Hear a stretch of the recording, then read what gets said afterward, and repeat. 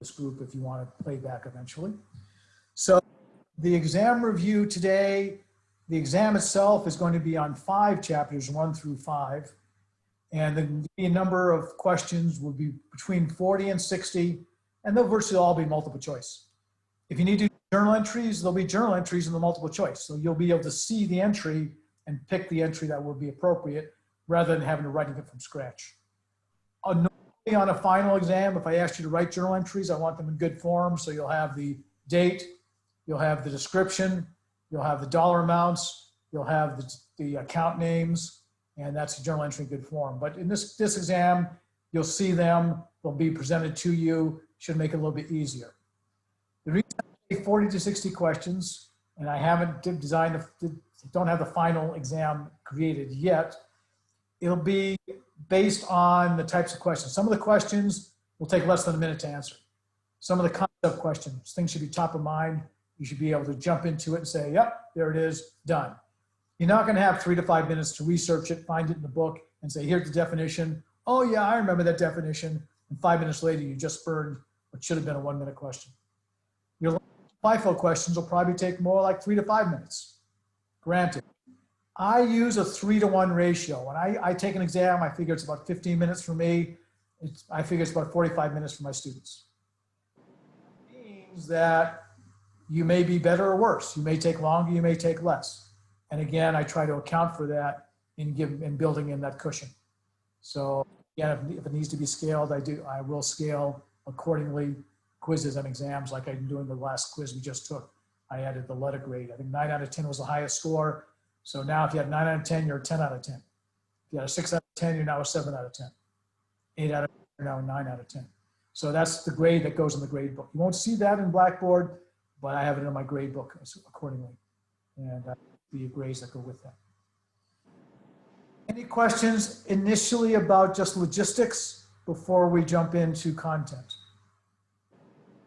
Again, please come on off mute unless you have a lot of background noise, because I want to have it open, because I'll be asking some questions and I'll be looking for some answers, and hopefully you'll be able to provide those answers gracefully.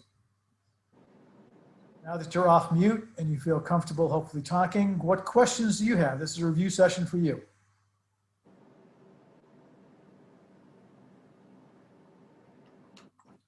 Well, this can be a very short review session. For me, excuse my voice, I'm sick.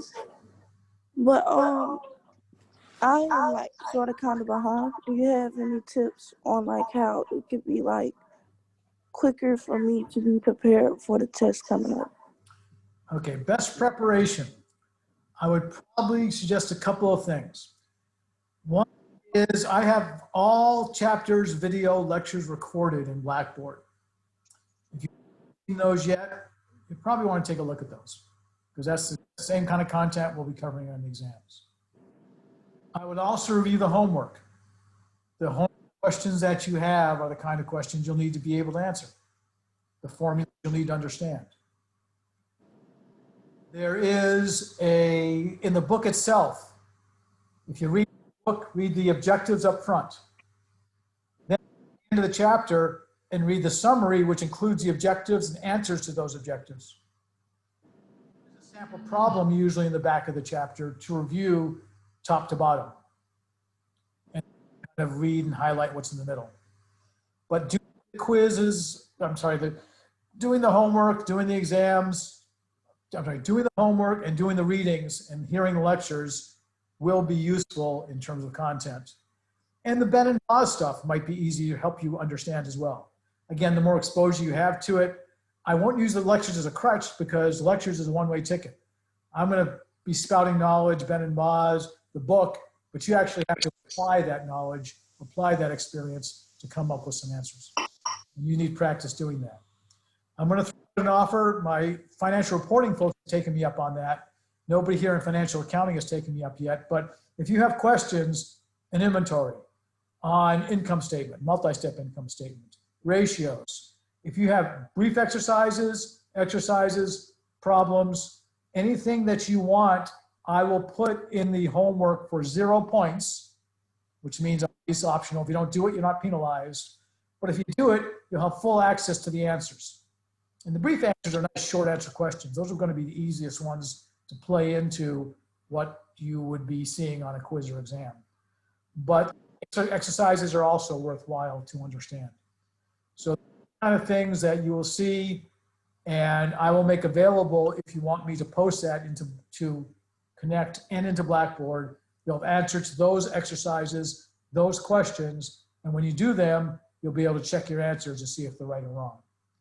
I'm also, this is Friday, I'm available this weekend. My calendar is only weekday business hours. But if you want to get together this weekend sometime, send me an email. I'll be available most of the weekend. Send me an email. We can set up a time on Zoom to go one-on-one for maybe a half-hour session, 15-minute, 1 hour, whatever you feel comfortable or in need of.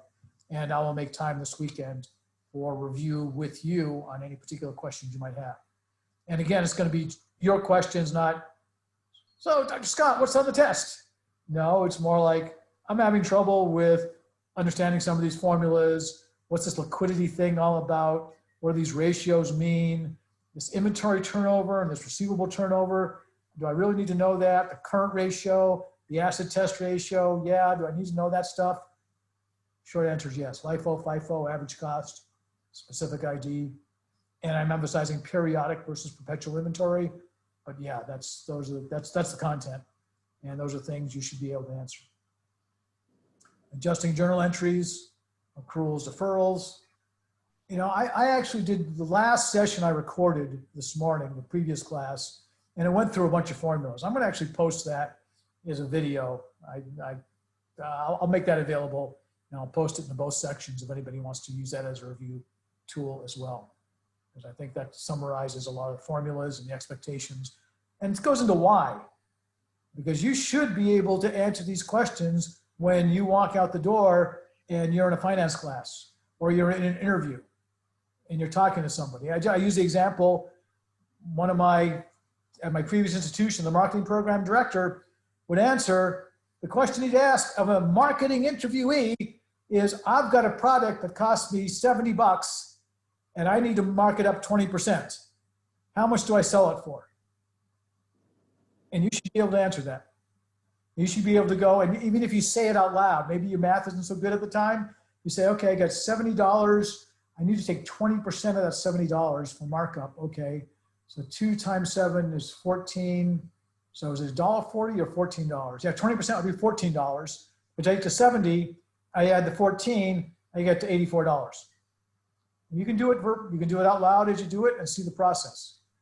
If you're going to interview with a company that's publicly traded, you're going to want to review the financials and do some financial analysis, like you've learned in the first 4 chapters.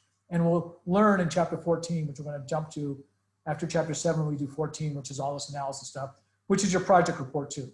It'll reinforce what you've been learning already. So long answer, short question. Kalama, thank you for asking. And we'll open the floor to other questions. And I'll go on the whiteboard if you want specific ratios, formulas, and activities to do.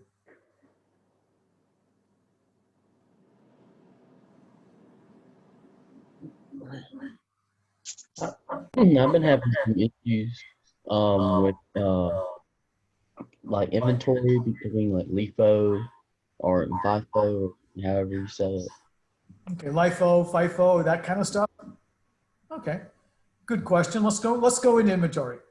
And it's funny, inventory did not come up in the last session, so I may end up posting both of these sessions as review sessions. So we'll do a LIFO, FIFO inventory analysis section.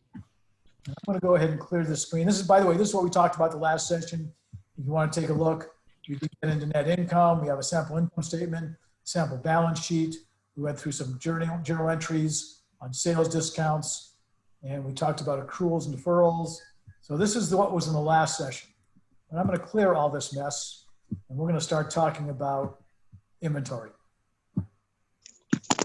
So if we do inventory,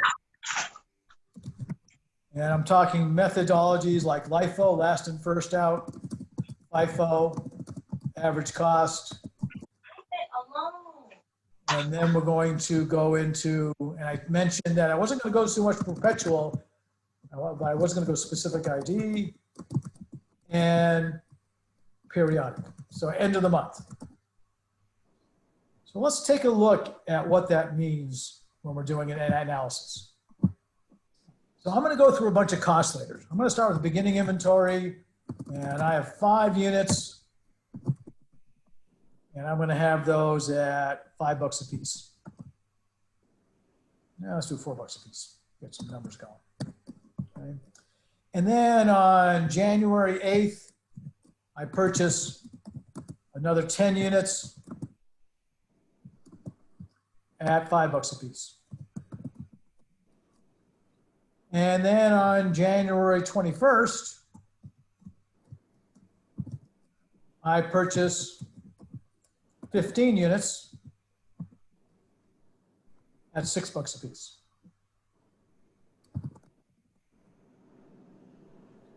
So I look at that and I say, this is kind of interesting.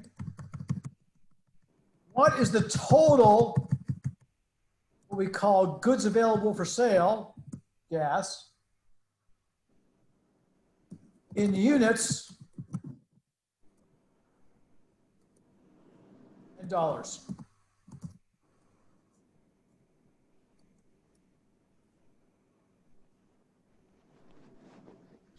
So first of all, how many total units do I have available for sale? And you should be unmuted. Somebody give me an answer, please. 30? I've got 30 units. Nothing fancy. I had 5 already. I bought 10 more. I bought 15 more. I got 30 available to sell. What's the total dollars here? We'll do the math here. What's 5 times 4? 20. 20, thank you. What's 5 times 10? 50. And what's 6 times 15? Was that 80? 90. We're okay. That's okay. Ooh, off. That's why we have calculators. It's okay. I'm not going to, not to worry. So what's my total dollars here? This one you probably should be able to do in your head. 90 plus 50. Let's see, that comes up to 140 plus 20. 160. 160. Thank you very much. And now I sold of that, maybe on January 9th, I sold 8 units. And on January 22nd or January 24th, I sold, let's see, let's make it up to 25. So I sold 17 units. Total sales of what? 28. Oh, shoot. 25. Yeah, 25. You got it. You're good at this. 25. Okay. So what is my ending inventory? Oh. I had 30 I could sell, and I sold 25 of them. Oh, you got 65. It better be 5. Again, we're not trying to do high math here, Oh, I think that's fine. right? All right. So now I'm going to go through a question, and let's do some LIFO, FIFO analysis. The 2 things we want to determine are cost of goods sold and inventory.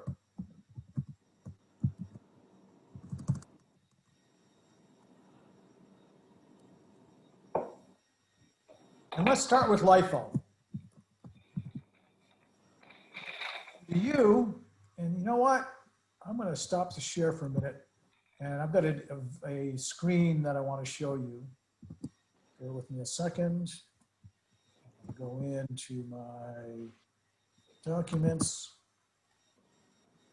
I'm going to get a LIFO, FIFO display. And it's a pretty ugly cartoon. I hope nobody's offended. But it should highlight the point of what we're talking about. Okay. LIFO, JPEG. File, LIFO, FIFO. Right. I'm hoping that no one is offended. So I'm going to share a screen and share the image. And just to give you an idea, can you see the cartoon? No. Oh, All right, let me go. Right, boy. Let me go stop the share and read the share. And this is just to get the point across. So, LIFO and FIFO.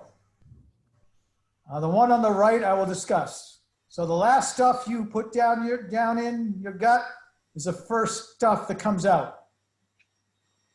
Okay, that's the flow. FIFO. Again, this is not supposed to be obscene, but it just gets the point across, and will hopefully highlight. Can you all see the cartoon? yes. I get it. Is nobody offended, I hope? Okay. It's gross, but not offensive. Okay, gross but not offensive. That's actually a great description. Thank you.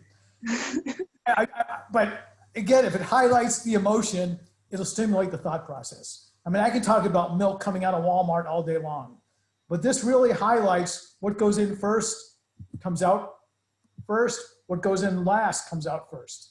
That's what FIFO and LIFO is all about. So hopefully that will highlight the screen. And again, I'm not here to offend, but I'm here to get the point across. So we're looking at LIFO, FIFO. And if I'm on a LIFO basis, which do I sell first? Do I sell the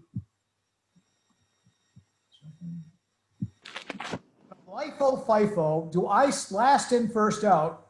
Which do I sell first? Your most recently purchased item. Most recently purchased. There you go. So on a LIFO basis, I will sell these right here.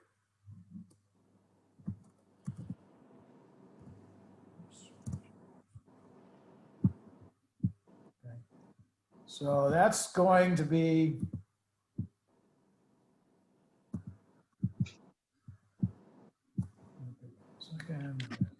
Is that like that because that is your last purchase? Last that's in, my first last out? purchase. Very good. That's the last purchase I made. First in, first out means the stuff that was already here. So here's my FIFO. Turn like with your Cost oldest of one. goods sold. So on a FIFO basis, what's my cost of goods sold? I have 3 layers of sales here. So what did I sell? I sold this 15 first, so 15 of those at $6 a piece. Okay. Oh, okay. And how many of this January stuff did I sell? All 10. All 10, because I have a 25 unit total here. So I'm going to add 10 times, or 10 at, that's better, but $5 a piece. Now what's left in inventory? Those 5 units from. 5 units at $4 a piece. Okay, so that equals 20 bucks. And this over here, what do I get? So if I get 15 times 6 is 90, plus 50, that should be 140 bucks, right? Mhm. Okay. Funny thing is, what's 140 plus 20? 160. 160. Oh, how about that? It's either sold or it's still here. Better be the total every time. Let's go. Now let's do FIFO. So what are the first ones out the door? I sold, what's the first ones I sell on a FIFO? First in, first. Oh, your 5 units at 4. 5 at 4, you got it. Good choice. Add to that what? 10 at 5. Next batch. Oh, all of them? Yeah, I sold all of them. Mm-hmm. And do I have any more I sold? 10 at 6. You got it. And can somebody do the math on that one? I got 20 plus 50 is 70. 70 plus 60. 60. 7 and 20. 6. 130. 30. You got it. Oh, okay. Okay. How about FIFO? How many units do I have? I got 5 left, but at what dollar? Dollars. At the $6. Those are still sitting in inventory. So if all goes well, that equals 30. What's 130 plus 30? 160. Oh, how about that? Isn't that cool? So it's either here or not. And let's try average cost. Before we do that, we need to think about how do we calculate the average cost of a unit. Now you might want to tell me, oh, I can do this in my head. $4, $5, $6. The average of that is $5. And you'd be wrong. You wouldn't be wrong that the average of 4, 5, and 6 is $5. That's 15 divided by 3. Our average cost of inventory. Our average cost is going to be between $4 and $6. And by looking at that, I can tell you it's going to be closer to 6 than it is going to be to 4. Because we have 15 units weighted at $6. We have 10 units weighted at 5. And we have 5 units weighted at 4. So I need to go in and calculate dollars per unit. What was my total dollars? Actually, 160. 160. 160, very good. What was the total number of units available for sale? 30.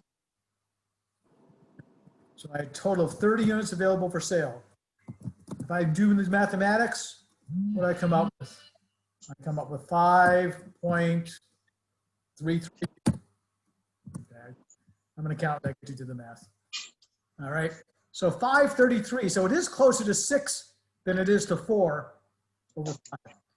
So now I'm going to do average cost. If I do average cost, I need to make 5.33 times what? Well, how many units did I sell? 30. Oh, yeah. How many did I sell? 30. 25. That's a better number. Thank you. Good answer. Okay. There you go. Now to a calculator, I'm not going to do this one in my head. What's 5.33 times 25? Yeah. Give me an answer, please. Actually, I can't do it. It's going to be 1, 3, something. 133.25. Okay. And by the way, I divide 4 into 533 and I get 133.5. That's a quick way to do math, but that, I'm a math guy, so that's an accountant. It's a job hazard. Okay, so 133.25. Now, an average cost for my inventory, I'm going to do the same kind of thing. 5.3 times how many units? How many units are left in inventory? 5. 5. 5 units. Very good.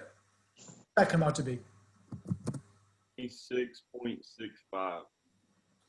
86.65. No, you said 26.65? Yes, sir. Yeah, if I said it wrong, you said it right. Okay. What's 26.65 plus 133.25? You say, Scott, that doesn't add up to 160. It adds up to 159.90. And I'm going to say you are right. We got a rounding error because it's really 0.3333 repeating, not 0.33533, right? So, but it's pretty close. Pretty close. So then I'm going to ask you one more question. If I sold my 25 units and I got $7 a piece for them, what are my total sales? 175. 175. Very good. Well said. Okay. And now I ask you, what's my cost of goods sold? And I want to determine what's my gross profit. You're going to say, I'm going to say, what's my cost of goods sold? You're going to tell me is what? It'll be 160. Well, my cost of goods sold is one of 3 numbers. It depends. Back to Oh, our it, all right. It depends. Is it 140, 130, or 133.25? The answer is, so that, I know that doesn't help you a lot right now, but on the test or a quiz, you'll be asked LIFO or FIFO or average cost. So Okay. say, what's my cost of goods sold on a LIFO basis? Oh, 140. It's going to be 140. And I'm going to ask you, what's my cost of goods sold on a FIFO basis? 130. 130. And I'm going to put the 175 up here too. And how about an average cost basis? 133.25. Thank you. Good answer. 133.25. So we've got LIFO here, FIFO here, average cost here. Okay. So now I'm going to ask you, what's my gross profit? And you're going to tell me, well, on LIFO, my gross profit is what?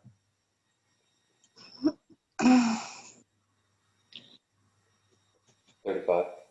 175 minus 40 is $35. Well said. okay. And then I say, well, how about on a FIFO basis? What's my gross profit? 45. 45. And I say, cool. Now let's really calculate this out. What's my gross profit on a average cost basis? 42.75. Okay, somewhere in between, 42.75. Well said. And then I ask the obvious question, would you rather have $35 in gross profit or $45 in gross profit or $42.75 in gross profit? What did you say? And 45. the gut answer that usually I will get is 45 Oh, because taxes. profit. But we talked about this in class. I rather have $35 in profit. Anybody remember why I said that? The taxes, right? Yeah, for selling the same goods, just based on cost factors, I'd rather pay taxes on $35 in profit rather than $45 in profit. What that's telling me is I will pay less taxes. As an entrepreneur or a solopreneur, as a business person, I will pay less taxes for selling the same stuff.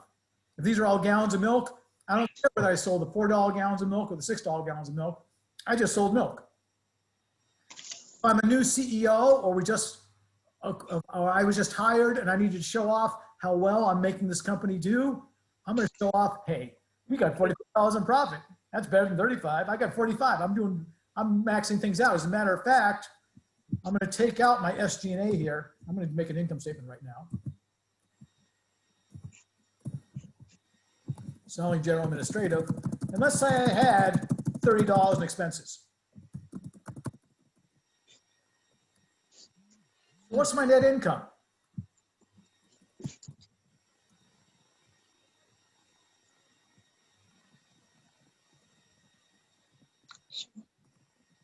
Well, if I was doing LIFO, what would my net income be? 5. Got it. If I was doing FIFO, what would my net income be? 15. Okay. And if I was doing, and let's extend this out. And if I was doing same $30, 12.75. 12.75. Good answer. You don't need a calculator. You're good at this. Cool. So I could triple my net income by doing FIFO instead of LIFO. Again, if I was a new CEO or my bonus was based on profits, wouldn't I want to show profit? But if I was writing a check to the IRS, wouldn't I want to write a check for a third of the amount? And this could be, by the way, in millions, 5 million and 15 million. It could be in thousands, 5,000 and 15,000. And if I was at a 21% corporate tax rate, let's say 20%, 20% of this is one. 20% of 5 is 1, and 20% of 15 is 3. So I'm either going to pay $1 million in taxes or $3 million in taxes, or $1,000 in taxes or $3,000 in taxes, $1 in taxes or $3 in taxes. Whatever it is, I want the wrong number for my own business. Eventually it'll catch up with you. Eventually you'll clear out the cheaper units and make higher profits. But this is all this is picturing. This is all this is showing. This is telling me I'm selling inventory, and which inventory am I selling? Last in, first out, or first in, first out? And you're also going through and saying, okay, what's left in inventory? And for those that really get it, if I ask for cost of goods sold, you can say, you know what? I don't need to calculate 3 layers. I can calculate 1 layer for FIFO inventory and subtract this 30 from my 160 to get my 130. By the way, this is always how you double check it. Total up all your cost of goods sold items, total up your inventory line items, and a better total goods available for sale. Does this help out at all? Is this kind of making sense? Yeah, it does. So it's a long answer to a short question, but hopefully it was a complete answer, and it gives you the big picture of how this stuff fits together and why this inventory stuff makes a difference. And as you recall, I went ahead and I said in class, why do we care? Well, if I've got $5 billion of tobacco leaf inventory, I may take out $5 billion in debt, bonds payable, and 10% interest on $5 billion is $500 million bucks. If I can cut my inventory in half, I'm going to pay $250 million in interest, not $500 million in interest. And that's what Reynolds has in tobacco leaf inventory. Not to mention where they store it, where they humidity control, buildings they have for it, where they have shelving for it. They pay property taxes. They have to hire employees to maintain the buildings, paint the buildings, go ahead and pay utilities, pay the rent, buy the facilities, whatever it might be. So the whole idea with this is being aware that inventory can be a pretty big ticket item. So you want to be aware that this is why we spend some time on inventory and making sense of this stuff. The last item on inventory I'll get to right now is let's talk about inventory turnover. Okay. And actually, let's straight mark here. Yeah. Let's talk inventory turnover. How many times a year do I sell my inventory? 365? Well, I sell my inventory 365 days a year, but how many days does it take to sell 100% of my inventory? So I'm going to go through and calculate my inventory turns Oh, okay. based on 2 numbers. And I'll give you one of them. One of them is called inventory. I know, Scott, that's the easy one. What's the other number that goes into an inventory turnover? And you see it on the screen right now. It's up there somewhere. Cost of goods sold. Cost of goods sold. Excellent. So if I told you, let's make a balance sheet here. And I told you, and I'm going to draw this a little bit. I'm going to have a balance sheet. And I have $100 million in assets, $100 million in liability and equity. I guess, let's go with inventory, average inventory is sold. So let's go with 10 million in inventory. These are all billions, by the way. And we'll go cash 10. We have accounts payable 20. We have accounts receivable 20.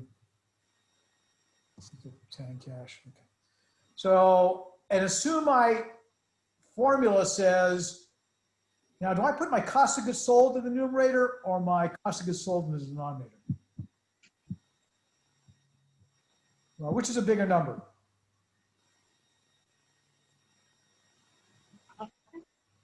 Better be cost of goods sold, because cost of goods sold keeps going up, up, and up. Inventory goes up, goes down, goes up, goes down. We buy stuff, sell stuff. Okay. So my formula is going to be cost of goods sold divided by what kind of inventory? Average. Average inventory. Good. Why? Because cost of goods sold is for the whole year. But inventory is a point in time. Here's my beginning inventory. Here's my ending inventory. I got to average the two. Now I'm going to tell you that my beginning and ending balance sheets are identical. So I had cash of $10 million, an inventory of 10 million, and receivables of 20 million. Great. I have payables of 20 million. Cool. Well, my beginning inventory is 10. My ending inventory is 10. What's my average inventory? Well, my average better be 10. What's my cost of goods sold in this example? And you say, it depends. Is it LIFO or FIFO, Scott? And I'm going to say LIFO. What's my cost of goods sold? 140. Better be 140. It's staring right at you, right? So how many turns a year do I have? 140 divided by 10. I'll let you do the math without a calculator. Go for it. Give me an answer. 13. Thank you so much. Good answer. All right. We can do easy numbers sometimes. Now, 14 times a year, on average, my inventory turns over. What the heck does that mean? It means that I'm going to have all 100% of my inventory sold 14 times a year. If I transact into days, I take 365 days divided by 14.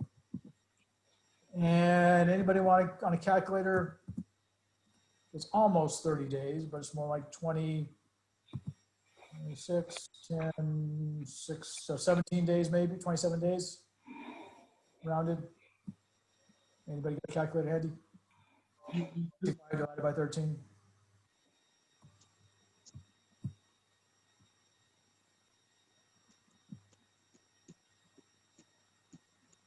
26.07. 26. Okay.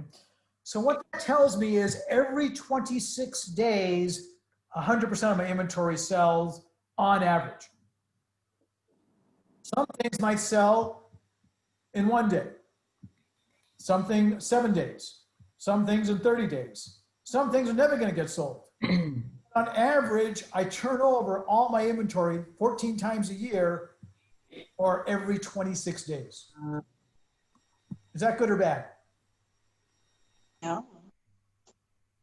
I don't know. It depends, right? Mhm. Well, if we were at 30 days last year and we're 26 days this year, it means we're selling stuff faster. Good, yeah. Yeah. And that's probably good. Although, what if you said 10 days? If I drop my inventory, I can make this number real fast, can't I? I can drop my inventory down to $1 million inventory, and I do 140. I'm 2.6 days. And that's faster. But is that better? Well, if I have less inventory, there's less stuff I can sell. There's less stuff on the shelf. If you go to Walmart to buy the milk and the milk isn't there, you're going to run over to the regular food line and pick up some milk. And Walmart's never going to get that milk sale because they just lost it because they were out of stock. So you need to have adequate inventory, but if your inventory gets too small, you're in just as deep. So that's the challenge. Comments or questions? No, that's helpful.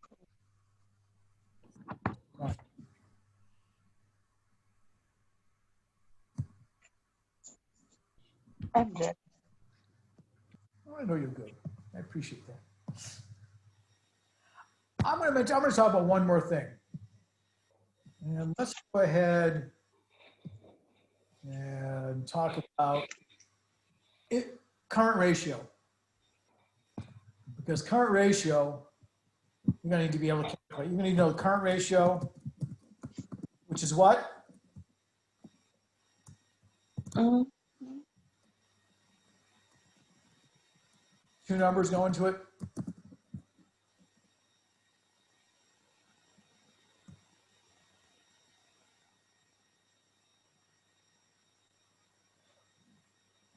Isn't it like current liabilities divided by current assets?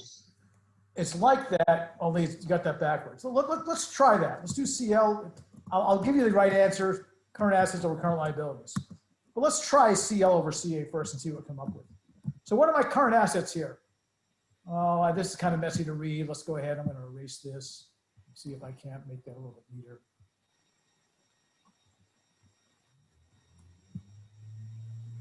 So we have. Come here, baby. I just erased something I didn't want to erase, but that's okay. So I go ahead. I got cash. Let's see here. Cash. 10 million. Accounts receivable of 20 million. Inventory, 10 million. I've got fixed assets like equipment, vehicles, buildings, 50 million. Okay. Let's make 60, we'll round up to nice even 100. And then I'll have accounts payable, 20 million. And then I'm going to have unearned revenue, 10 million. And then I'm going to have bonds payable of 30 million. And then I'm going to have common stock, additional paid in capital, 10 million. Good boy. And how much is my retained earnings?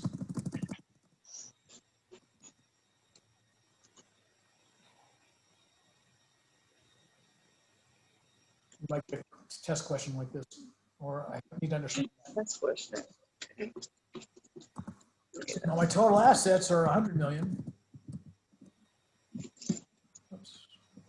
My total liabilities and equity is 100 million.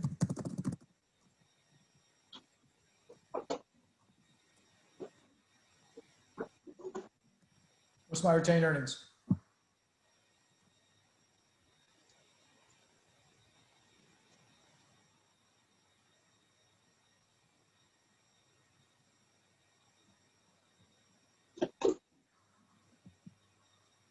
Help me out.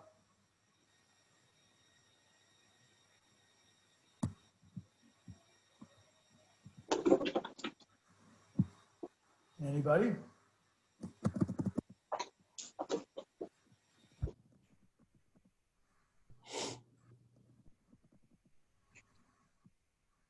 Would it be 20 million? It better be. There you go. 20 plus 20 plus 30 plus 10 is 80. At least 20 million to go. All right. So let's start. What's our current liabilities here? Well, by a show of fingers, how many items do I have in current liabilities? Accounts payable, unearned revenue, bonds payable, common stock, retained earnings. How many items do I have? Show of fingers. You said 2, you were right on. Bonds payable is over a year, right? That's 5-year bonds, 10-year bonds. So what's our current liabilities? Well, we've got $40 million. What's our current assets? How many items do I have? Show of fingers. 1, 2, 3, 4, 5 items. What are my current assets? It's cash? Yep. Receivables turn to cash within a year? Sure hope so. Will I sell my inventory within a year? That's the dream. And my fixed assets, that's more than a year. So what are my current assets here? 100 million. 100 million would be total assets. My current assets are only 40 million. Right? So I look at that and I say, oh, I can meet my obligations. 40 million over 40 million equals 1. It's basically how well am I going to be able to pay off my stuff. But I need to really relook at this. I'm going to do current, and actually I gave you a bad example because the numbers are the same. But how liquid, what's my ability to pay what I owe? But now I want to do the quick ratio or the acid test. And we're going to have quick assets divided by current liabilities. Always going to be smaller. So what's my quick assets? I know what my current liabilities are going to be 40 million. But what's my quick assets? Well, we exclude things like inventory, prepaids, deposits. All we have is 30 million. We're not going to include inventory. So now my acid test ratio is 0.75.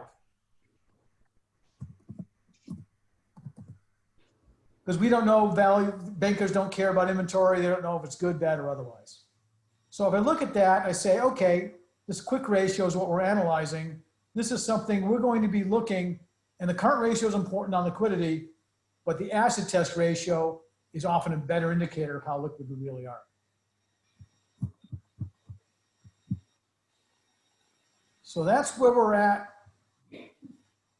and that's the quick review. Any questions? Is that helpful at all? Give me a thumbs up, moderate, or thumbs down.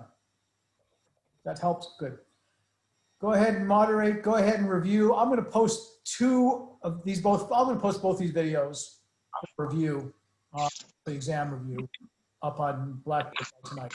So you'll have access to, the other one was much more on financial ratios, net income percentage, gross profit percentage, reading a balance sheet, reading an income statement. That might be helpful. Different questions were asked there. We didn't really talk about inventory. Here we talked about inventory, so hopefully that helps, makes things clear. Any other questions?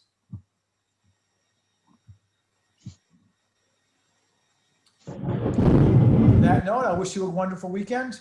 If you get a hold of me, let me know. Go ahead, pop some times at me for the weekend if you want to talk some more, and I'll be happy to get together.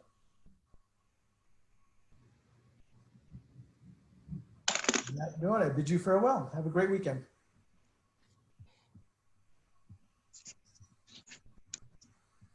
Sorry, I didn't mean to give it. I don't know if y'all heard that or not. The lightning or whatever.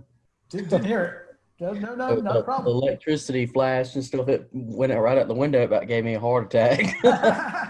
Well, yeah, just like my background, the fireworks. You're right. Yeah, I was just sitting here and it did that, and I about had a heart attack. You're a survivor. You made it. Yeah, I made it somehow.